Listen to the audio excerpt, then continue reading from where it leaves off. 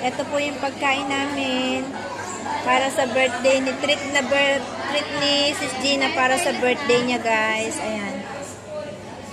Ayan po. Sa aking ano. Kaninong bag to? Kaninong bag to? Sa akin. Dito natin nilagay kasi Talagang may kamay eh. Ayan po, guys.